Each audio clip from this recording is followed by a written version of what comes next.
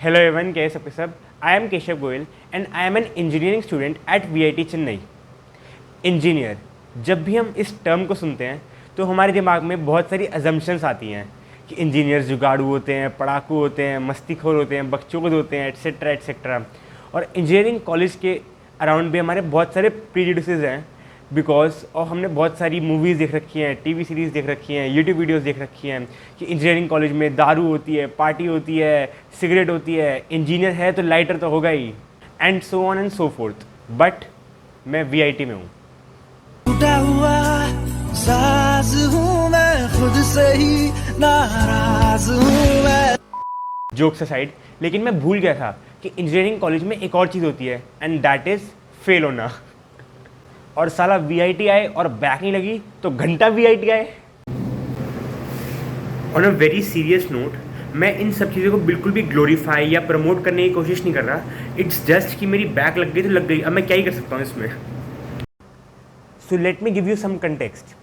I study at VIT Chennai in CSC core branch and VIT is very infamous for being a bit strict in all sectors। तो passing criteria में कैसे पीछे रह सकता था VIT? तो VIT का passing criteria is a bit complex. Let me explain you. तो जनरली एक पर्टिकुलर सेमेस्टर के एक पर्टिकुलर सब्जेक्ट में जितने भी इंटरनल्स होते हैं, असेसमेंट होती हैं, असाइनमेंट होते हैं, एक्सटर्नल होते हैं, उन सबके कंबाइंड मार्क्स मिला के, अलग अलग वेटेज मिला के आपको कॉलेजेस में 33 या 40% ओवरऑल मार्क्स की होते हैं to pass in a particular subject. कई कॉलेजेस में लाइक IITs में जब एक पेपर काफ़ी टफ आ जाता है तो जो पासिंग क्राइटेरिया होता है उसको गिरा के कम परसेंटेज भी कर देते हैं जिससे ज़्यादा बच्चे पास हो और कम बच्चे फेल हो। But in VIT the overall marks that you require to pass in a subject is 50% and on top of that उस सब्जेक्ट का जो फाइनल एग्जाम होता है उसमें आपको 100 में से मोर देन 40% मार्क्स सिक्योर करने होते हैं। तो इन शॉर्ट VIT में किसी सब्जेक्ट में पास होने के लिए आपको दो कंडीशंस फॉलो करनी पड़ेगी। फर्स्ट इज उस सब्जेक्ट में आपको ओवरऑल 50% से ऊपर मार्क्स की होंगे एंड सेकेंड उस सब्जेक्ट के फाइनल असेसमेंट टेस्ट में आपको मोर देन 40% मार्क्स सिक्योर करने पड़ेंगे। तो हमारे बैच के साथ हुआ the worst thing that could possibly happen to a college student and that is online classes and offline exams. तो फर्स्ट सेम तो मेरा पूरा ऑनलाइन निकल गया, जो भी उसके इंटरनल्स थे, एक्सटर्नल्स थे, असाइनमेंट थे, सब कुछ। और जो सेकेंड सेमेस्टर था उसकी मेजर पार्ट तो ऑनलाइन निकला, but at the time of final assessment test में कॉलेज में बुला लिया और हमारे बैच ने last written subjective offline test तो 11th में ही दिया था।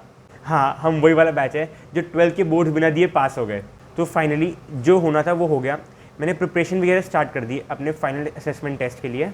मेरे सारे एग्ज़ाम्स अच्छे जा रहे थे, but then comes the maths का एग्ज़ाम। तो मैथ्स के एग्ज़ाम के लिए मैंने प्रायर ज़्यादा पढ़ाई नहीं करी थी। मुझे लगा था कि यार उसमें एक छुट्टी है मेरे पास तो उसमें मैं पढ़ाई कर लूँगा, but I forgot that this is maths. तो जब मैंने सिलेबस वगैरह देखा तो मेरी फटके हाथ में आ गई। मैं जितना कर सकता था, जितना पॉसिबल हो सकता था, जिस तरह से पॉसिबल हो सकता था उतना पढ़ा कि मैं पासिंग मार्क्स सिक्योर कर पाऊँ और इसमें फेल ना हो जाऊँ। तो out of 7 chapters, I was able to complete around 3.5 chapters. But when I got my question paper, I was freaking shocked. हमारा question paper was very very very tough. भाई साहब, मैंने चारों तरफ बच्चों को देखा और सब एक दूसरे की शक्ल देख रहे थे। जो जैसे तैसे करके वो पेपर के 3 घंटे निकले और मैं अपने एग्जामिनेशन हॉल से बाहर निकला। और एग्जामिनेशन हॉल से बाहर निकलने के बाद मुझे पता चल गया था कि इस पेपर में तो मैं किसी भी तरह पास नहीं हो सकता। The first thing that I did after coming out of the examination hall कि मैंने अपने घर पे पेरेंट्स को कॉल किया कि भाई मम्मी पापा, मेरा पेपर बहुत ख़राब हो गया और मैं इस पर पास नहीं हो पाऊँगा। तो पापा मम्मा were very supportive at that point of time. उन्होंने मुझे सपोर्ट किया, कहते कोई बात नहीं बेटा, जो हो गया वो हो गया, उसको भूल जाओ और अब नेक्स्ट पेपर के लिए प्रिपरेशन करो और एक बार इस चीज़ को अपने मैथ्स के प्रोफेसर को इन्फॉर्म कर दो कि सर पेपर बहुत ज़्यादा डिफिकल्ट था और ऐसे ऐसे हुआ है और सब बच्चों का ही पेपर ज़्यादा अच्छा नहीं हुआ। तो जैसे मेरे पापा मम्मा ने कहा था मैंने वैसा करा। मैंने अपने प्रोफेसर को कॉल किया एंड सरप्राइजिंगली उनके ब्रदर ने फ़ोन पिक किया।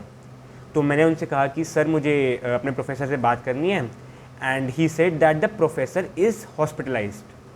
तो आने वाले कुछ टाइम तक मैं अपने प्रोफेसर को कांटेक्ट करने की कोशिश करता रहा, व्हाट्सएप मैसेज किए, कॉल्स की and all the possible things that I could do, but कोई रिस्पॉन्स नहीं आया।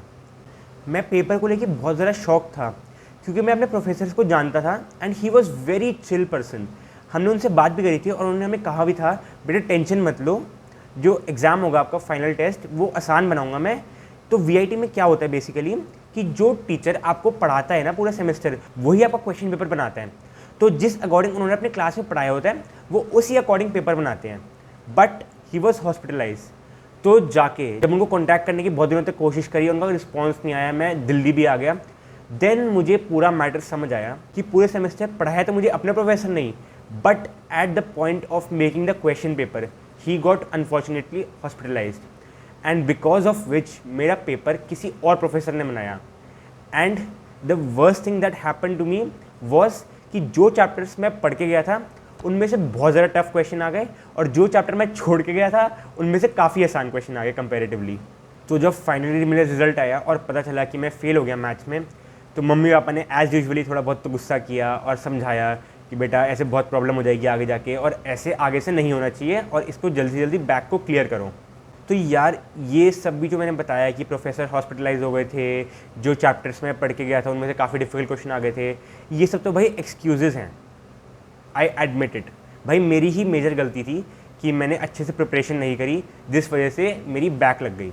मेरा बाकी सब्जेक्ट्स का रिजल्ट तो काफ़ी डिसेंट आया है, बट मैथ्स ने नैया डुबो दी मेरी। तो again I am not trying to glorify और मेक दिस थिंग कूल कि बैक होना तो बड़ा कूल है एंड ये है एंड वो है। भाई बहुत बेकार है बैक होना, मतलब बहुत गंदी बात है, बहुत गलत बात है कि तुम सीरियस नहीं हो अपनी पढ़ाई को लेके।